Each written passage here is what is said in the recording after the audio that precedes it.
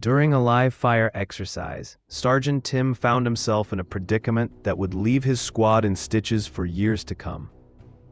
As he confidently called for cover from a non-existent enemy, he accidentally activated the smoke grenade instead of the signal flare. Suddenly, the entire area filled with thick smoke, leading to chaos as troopers scrambled in every direction, many tripping over each other. Amid the confusion, Tim managed to shout, "This isn't what I meant by cover."